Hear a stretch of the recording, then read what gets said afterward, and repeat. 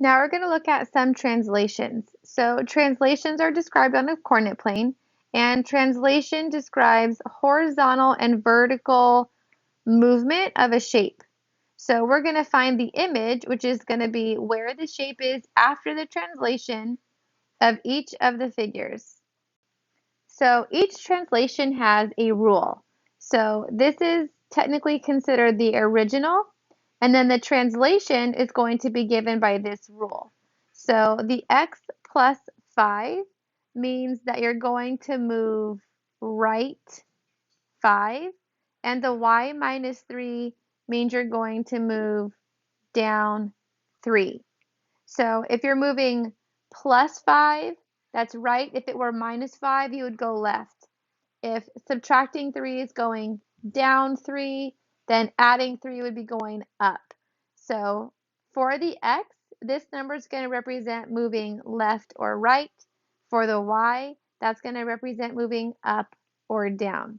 So what this means is I'm going to take each one of these vertices and I'm going to move them right 5 and then down 3. So for A, if I go over 1, 2, 3, 4, 5 and down 1, 2, 3, there will be a point right there and we would label it A prime. Now you don't have to work on moving every single point. We can find some patterns. So I know that B is going to be 1, 2, 3, 4, 5 down from A. So I can just count down 5 and put B prime, because I know that it's going to be 5 down from A because it's 5 down from A in the original. We can do the same thing when finding C. So I know that vertex C is 2 away from B, so I can just go 2 away in my image and label it C prime. For letter D, if I go down 1 and over 1, 2, 3, 4, it's going to give me D prime. So if I go down 1 over 1, 2, 3, 4, I get D prime. We can also check this against the rule. So if I move letter D over 1, 2, 3, 4, 5 and down 3, I end up here. Same with letter B, 1, 2, 3, 4, 5, down 1, 2, 3. So sometimes you won't have to translate each point individually. Sometimes you'll just be able to find some relationships between the vertices to draw your new image. So let's take a look at number 2.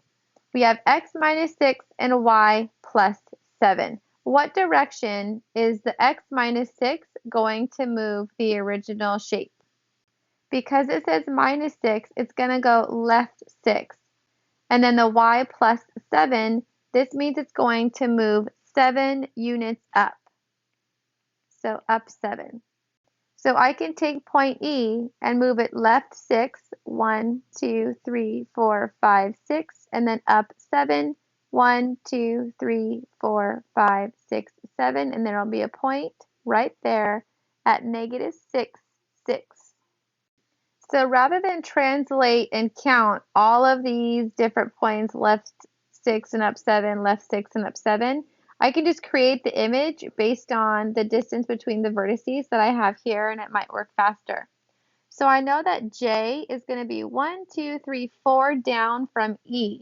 So when I make my shape over here, I want to make J 1, 2, 3, 4 down from E. So when I look at F, F is 3 units away from E, so we'll do 3 units away from E in my new image. G is 2 up from F, and then H is 2 away. And then I can just finish this shape by putting my point K right here, which is straight down from H and even with J. So I could test my points by applying the rule. So if I was translating K 6 left and 7 up, it'd be 1, 2, 3, 4, 5, 6, and then up 1, 2, 3, 4, 5, 6, 7. So I know this point is correct. Make sure you label each vertice with the prime so we know that this was the image and this was the original. If you look at number 3, you'll notice that the x does not have anything that's added or subtracted to it. So that just means that the x is not going to change. The y plus 4 is going to shift or translate the figure up 4 units. So we have no movement left or right, but we have a translation up 4 units. So if I start at letter S, I can go up 1, 2, 3, 4, and S prime would be right there. I know that R is 3 down from S, so that makes R prime right there. And then for letter T, I'm going to go ahead and just count that one up. So T would be up 1, 2, 3, 4. So T prime would be right here. And then I can see that U is 1, 2, 3 away from T. So we'll do 3 away from T to get U prime. And then we'll shift V up 1, 2, 3, 4 units so it's even with the R. And then go ahead and draw your figure. So next we're going to do a translation, but notice there's no graph here. So we have triangle ABC, which has vertices at the following points. We're going to determine the images of A, B, and C under the translation of x minus 2 and y minus 7. So the x minus 2, remember, moves left 2, and the y minus 7 moves down 7. So there is a way to figure this out without having to graph it. So let's first go ahead and write your original points down so we can show some work. Let's look at letter A. So A was at 2, 6. So A prime is going to go left 2 and down 7. So to get A prime, all I have to do is subtract 2 from my x because the x is going left 2. So all you have to do is subtract 2. And then from my y value, I'm going to subtract 7. And then the image is what we're going to get when we perform these operations. So sometimes it's helpful maybe to draw a line between them. And then let's add these down. So we have 2 plus negative 2. That's going to give me 0. And then we have 6 and negative 7. That's going to give me negative 1.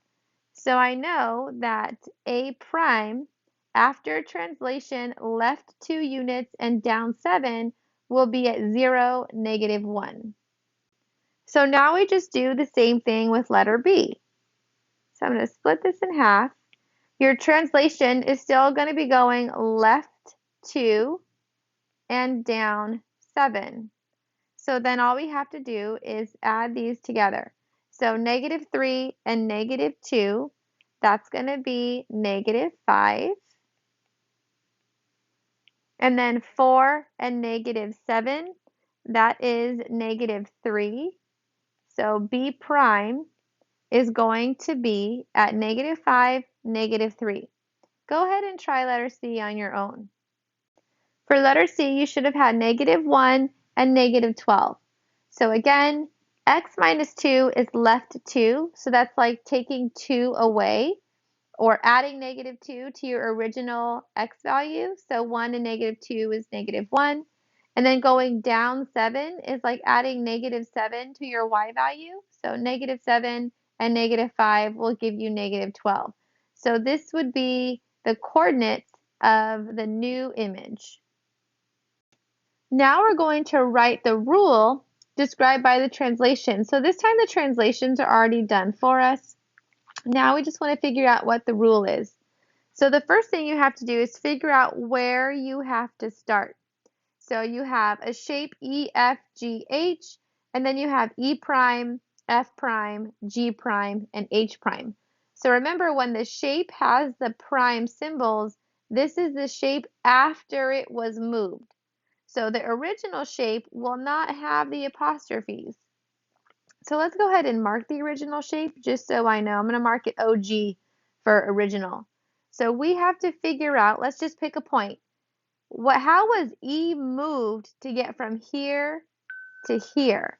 So if I count over 1, 2, 3, and down 1, 2, 3, 4, 5, 6, it looks like it went left 3 and down 6. To start writing the rule, you begin by just writing an XY.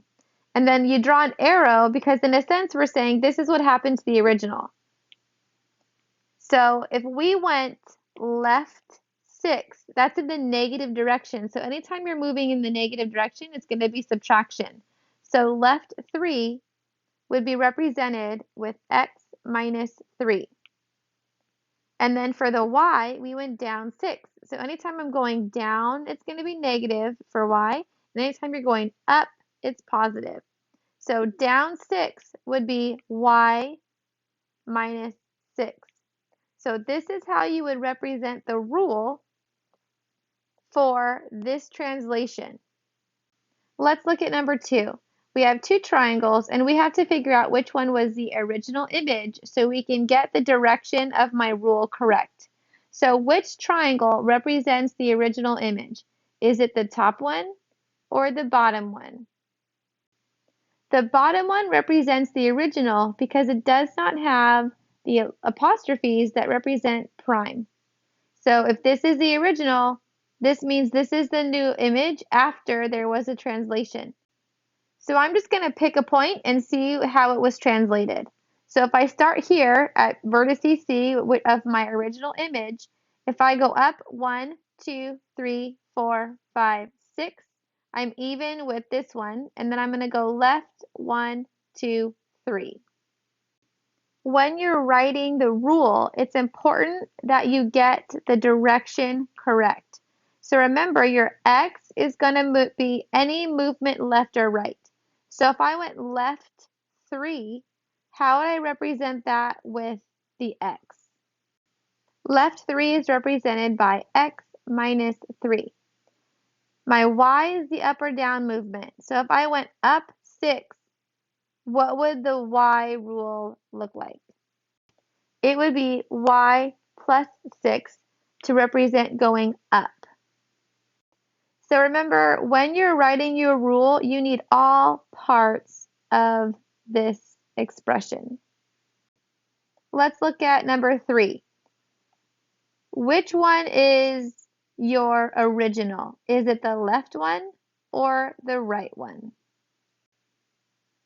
This triangle represents the original because it does not have the apostrophes that the other one has. So that means this one is the image. So if you look at A, it was shifted over 1, 2, 3, 4, 5 times. And there was no up or down movement. So how would you represent a shift over 5 units? 5 units to the right would be x plus 5 because it's going in the positive direction. So when there's no movement up or down, that means the y value never changed.